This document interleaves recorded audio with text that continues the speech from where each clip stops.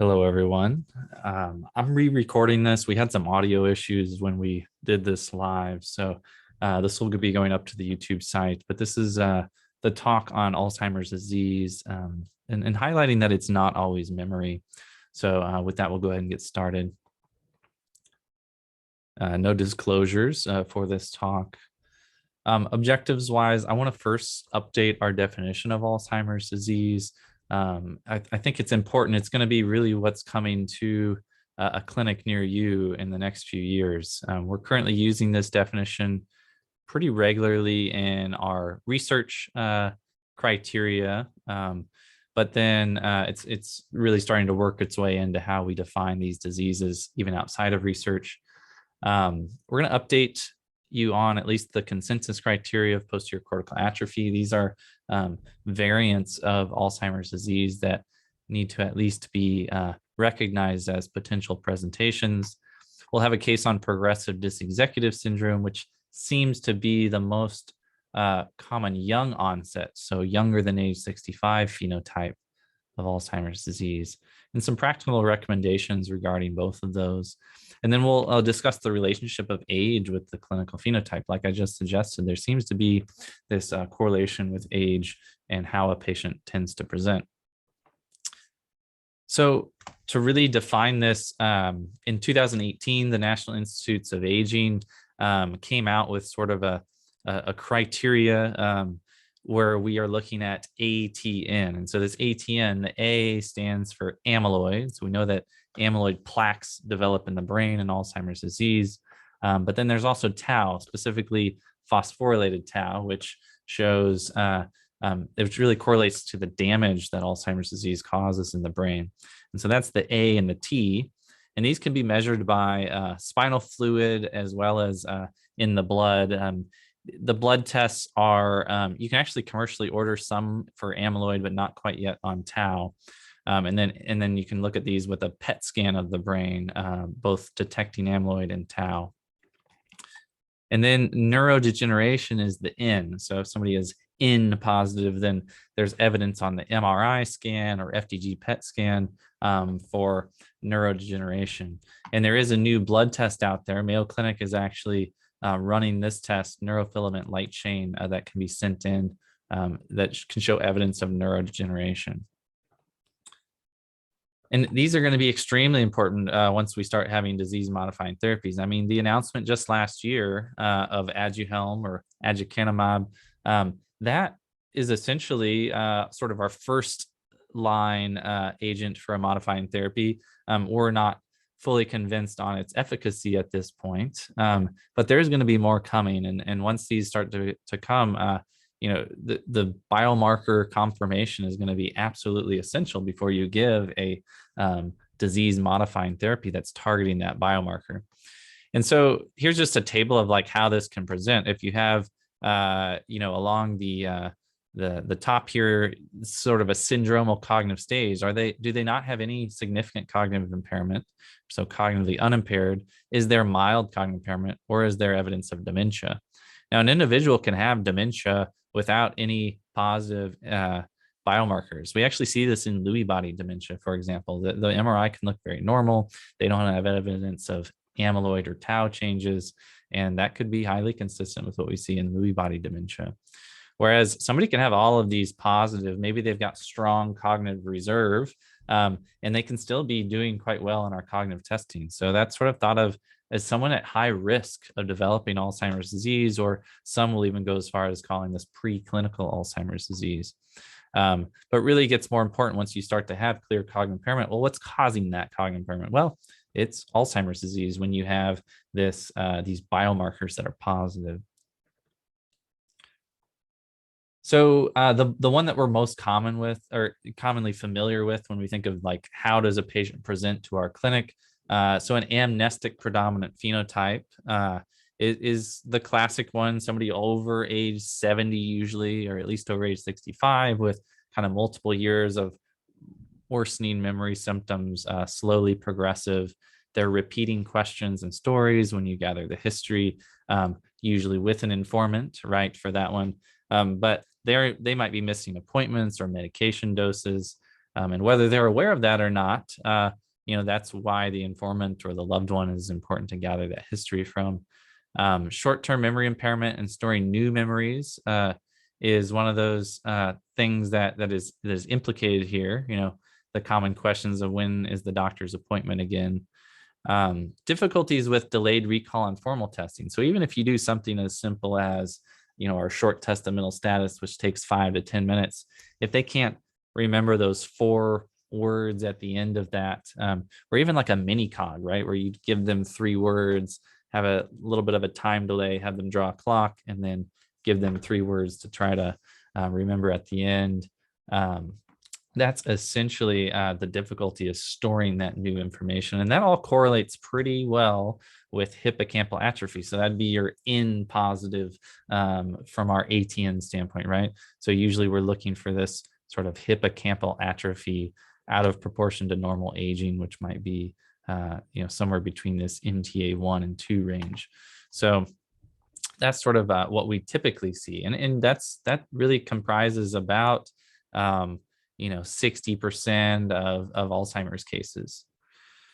But there are these other variants. So we're not going to, we talked about this actually at the last talk, a case similar to this, but the language side of the brain in the vast majority of individuals and 99.9% of right-handed individuals is the left side of the brain. So when you look at the left compared to the right, that's where the primary issue is here on this. This is an FDG PET scan. So just showing us again another potential N positive case, right? But this individual presented with progressive language predominant symptoms rather than just kind of a pure memory symptom. They were losing their train of thought, significant word finding difficulties, and these were all out of proportion to their memory difficulties. In the epicenter here is this temporoparietal junction on this left side, and 95% of these cases are due to Alzheimer's disease proteins, right? And so if we wanted like confirmation of that, spinal fluid analysis, or if they're enrolled in a research study where an amyloid and tau PET scan were done, then that would give us that ATN or that AT portion of the ATN. So here's a little bit more detailed case. This is a 61-year-old that we saw. She actually presented to her eye doctor initially with visual blurriness, kind of vague visual symptoms, really. They detected some mild cataracts, but surgery didn't really resolve her symptoms. For about 2 years, she developed left visual hemifield deficit, and that was kind of picked up by the eye doctor, but it wasn't clear why she was having that. And then about 3 years in, she started to have more inattentiveness and getting lost in familiar locations, so some difficulties with navigation. And then about 4 years into symptoms, she saw a behavioral neurologist. On our history, so taking a little bit more detailed history, she's having some dressing apraxia at this point, which means she's having difficulties putting her arms through sleeves, getting the buttons right. And part of this is from a visual spatial difficulty, but also from an apraxia issue of having the arms go exactly where she wants them to. She's having troubles reading. And so, for example, she can't stay line to line on her page, and she can't really find items in the refrigerator or pantry. So sort of in a complex environment. She's got on testing, she does fairly well, but she's got evidence of some mild cognitive impairment with a score of 31 out of 38 on our short test of mental status. And she's missing all 4 points on construction there. Simultanagnosia is present. So I'll just tell you, that's a fancy term for difficulties interpreting kind of multiple objects in a scene or a complex scene, right? So they might be able to see a certain part of the scene, but not the whole context. You can think of it like they can see the trees, but not the forest, right? On their MRI report, so the report that we get from the radiologist, it just suggests that there's mild generalized cerebral volume loss. There's some mild vascular changes, which they sometimes put leukoariosis or small vessel changes. But when I review the scan, it doesn't look as generalized as the report suggests. If you look at the front part of the brain, which is where my mouse is here, versus the back part of the brain, there's a pretty stark difference with how much black you're seeing there. And black is spinal fluid here. So we're seeing shrinkage of the gray tissue more predominantly in the back part of the brain. Not many things are named appropriately in cognitive and behavioral neurology, but posterior cortical atrophy, really does make sense for the name of this condition. And so we call that PCA for short. And PCA is not always that obvious on an MRI scan. Oftentimes we need more advanced neuroimaging. So this would be what like an FDG PET scan would look like. Usually in young individuals, there's not as much atrophy on the MRI scans, and that we might suggest, there might be some atrophy there, but really a PET scan helps solidify the diagnosis in many cases. And so if gray is normal on this scale, the more colorful things are, the more abnormal, like a weather map. The back part of the brain, here's just the back view right here versus the front. And then in this case, it was quite asymmetric, the left more than the right. The back part of the brain is where the problems are, and that's your visual interpretation center. So that makes sense. The parietal and occipital lobes of the brain are where the issue is. If you do a tau PET scan, well, where do we find the tau? It's in the back part of the brain, and that's because the tau drives the symptoms in Alzheimer's disease. And over 90% of these PCA cases are due to Alzheimer's disease pathology. We found when we sort of did a case series at Mayo of about 91 patients that all had FDG PET scans. Misdiagnosis was common. Part of this is it's an under-recognized disease because we didn't previously have consensus criteria. And experts suggest it's probably higher than 5 to 10% of AD cases. Patients will often see an eye doctor first, which makes a lot of sense because they're having vision problems. But the eye exam itself is usually normal, meaning they're not having acuity problems. And oftentimes they will undergo a surgery because of other age-related changes that the eye doctor picks up on, but it won't resolve their symptoms. So those are all kind of clues, right? If you've got a patient that has that similar story, to at least think about this disorder, right? And so step one of this disorder is really, is there any evidence of neurodegeneration? So one, from history, right? Is there an insidious onset with gradual progression? Is there no other cause to explain this? An eye-related issue, a stroke, a tumor in the back part of the brain. But also, is that atrophy that we do find on the brain, is it more posterior predominant, like the case I showed you? And that gives us supportive evidence there. And you can find that with an MRI or a PET scan, an FDG PET scan. And then do they meet at least 3 of the core criteria? And so I'm not going to quiz you on all these. There's a lot of complicated neurologic terms here, but just from an overview standpoint, if they're having difficulties navigating their spatial environment, environmental navigational problems, if they're having issues with calculations or difficulties with their left and right, visual field deficits like our patient had, these are all clues, and having just at least 3 of these long list of things can be evidence enough to diagnose PCA. And these other things should be relatively spared. Kind of depends on when we see the patient. Our delay in diagnosis was often like 4+ years in our case series. So if we're seeing somebody at a later stage, then they may start to have some of these other symptoms. But it really kind of gets back to that history. What was the presenting symptom and what came first?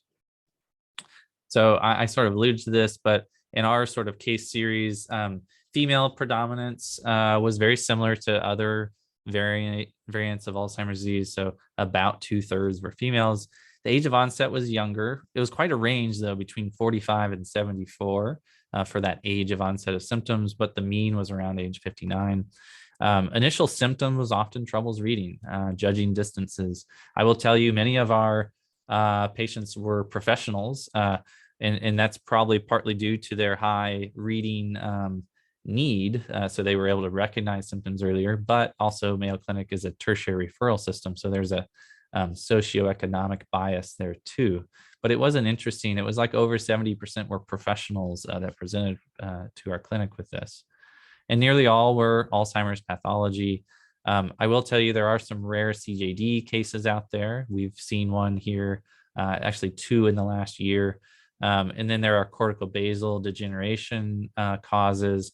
And these symptoms can overlap pretty well with DLB, right? So that needs to be on your radar, but usually a Parkinsonism on exam, along with other history of REM sleep behavior disorder, visual hallucinations, would point you more towards the Lewy body disease. This was a different study that looked at their average age of onset. It's pretty similar to ours. So really kind of that late 50s is where it really spikes up, right? And so that's sort of just another one of those things. If you're seeing a younger patient, right, these atypical variants are more common, and just keep that in mind. Here's sort of an interesting study of looking at how patients with typical Alzheimer's disease here in A versus patients with posterior cortical atrophy, how are they reading, right? So does this explain some of the symptoms we see? So the amnestic or typical Alzheimer's patients, they're reading line by line just fine. They may not remember what they read 5 or 10 minutes later, but they're reading it just fine. Whereas our PCA patients, they're really struggling maintaining their line in the text and their place within the text. So this is like basically tracking their eye movements, right? Their eyes are jumping around all over the page, this one more severe, and it's no wonder that they're struggling to read information. You can do some simple tests. You can just type in the Vaughan figure into the internet. You could pull up a figure like this that has a bunch of little E's, and they're able to see those little E's just fine. I've had some of them described kind of like looking through a spotlight or a straw. So they can see all these little trees, but they can't see the forest, right? They can't see this big A. So they'll be able to tell you they see a bunch of E's, but they won't be able to tell you they see an A. Incomplete letters is another good one. They can't really complete the picture here to form an E or an N. And then another good one is just overlapping stimuli. So this really kind of mirrors that complex environment, and we can see them have difficulty. I had a patient once tell me that this little lid or handle of the lid was an 8, right? So you can see that if you really look for it. And then this was a turkey head. So I'm never going to forget that one now. But they couldn't see that it was part of a teapot, right? So some practical recommendations. I mean, certainly simplifying the environment. You can imagine how complex, cluttered environments can be very difficult for them to navigate. Really making sure things are put away where they should be, and that they're in the same spot, in a designated spot, helps them find things. And ensure adequate lighting, and increasing contrast. So even putting like bright tape at the edge of steps, right, to help with stairs, because those can be difficult judging those distances for patients with visual spatial problems, and contrast elsewhere in the house can be helpful. Again, sort of really making sure that you put things that might be dangerous to them far away from any food supplies, right? We don't want them accidentally getting the wrong thing just because their vision is not able to recognize it appropriately. So this is a distinct phenotype of Alzheimer's disease. Again, it's roughly 5 to 10% of Alzheimer's cases, but some suggest that it's probably more common than we realize. It's often in younger individuals, so 50s, 60s is when you'd want to think about it more frequently. And it involves higher order visual networks, right? So it's not just the simple visual acuity test, it's testing really the back part of the brain, getting that vision back to the back of the brain. And if suspicious, right, this would be a reason to refer particularly for neuropsych testing, to see do they have difficulties with visual spatial testing, and if that pattern is there, then that's a good reason to refer to a behavioral neurology clinic, just because it's more of an atypical case. The next case, this is a 57-year-old with 4 years of anxiety, depression, cognitive concerns. All right. So her husband, who's her informant, works about 60 hours per week. He's not aware of her repeating questions or missing medications. He suggests that she hasn't gotten lost while driving, but she's not currently working. And you sort of ask, well, why are you no longer working, right? Just to sort of probe that a bit. And she was fired actually at a prior job of a lab tech because she was having troubles keeping up with tasks, right? And so there's a clue there, right, that you may want to ask more about, right? And she was trying to double check her work more often, but she was still making measurements or measurement mistakes as a lab tech, which was disrupting her quality and efficiency at work. And she tried to take up 2 later jobs that weren't quite as cognitively taxing, but really still struggled to learn new protocols and any new computer applications. Was really struggling with being able to do that.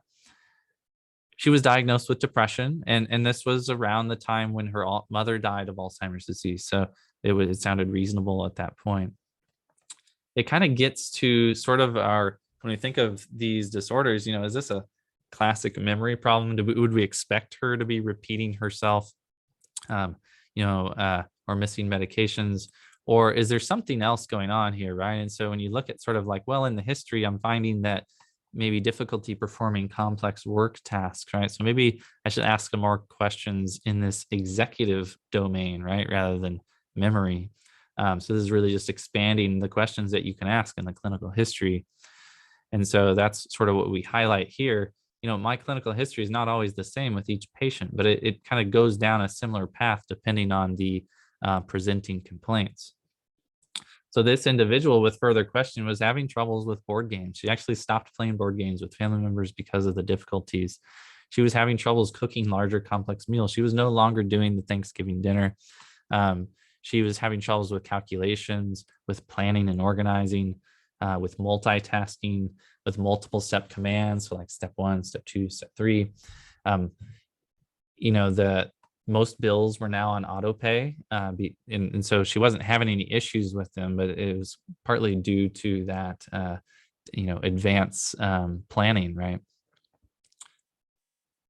Her brain MRI scan, so it was performed 1 year ago. It was read as unremarkable for age. She did have detailed neuropsych testing done that suggested multi-domain impairment. The degree of cognitive impairment didn't really match with her day-to-day, ability to do activities of daily living. And so they thought that, well, maybe this is, not a classic picture of Alzheimer's disease or a neurodegenerative disease at all. She had normal hippocampal structures, so I agree with that from the unremarkable standpoint, but the parietal lobes out here on the left, a little bit more than the right, are showing some atrophy. So kind of right up in the, not quite the back part, but kind of the upper back part with the parietal lobes.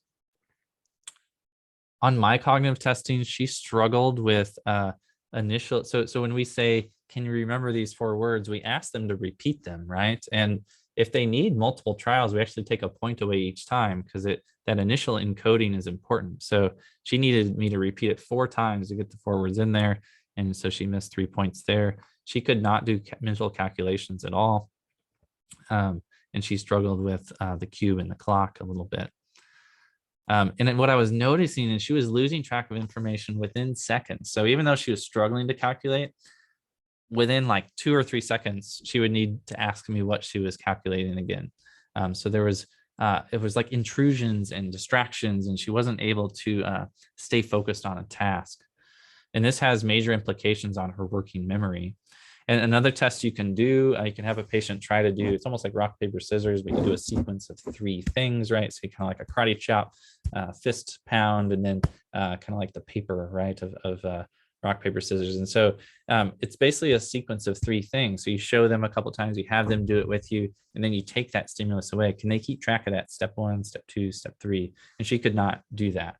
So it really implicated working memory further.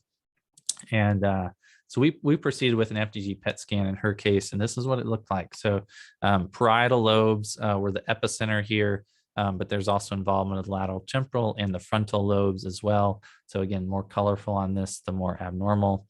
And this is not just anxiety or depression.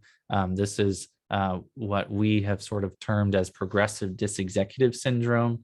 And this, again, is a roughly 5 to 10% of Alzheimer's cases.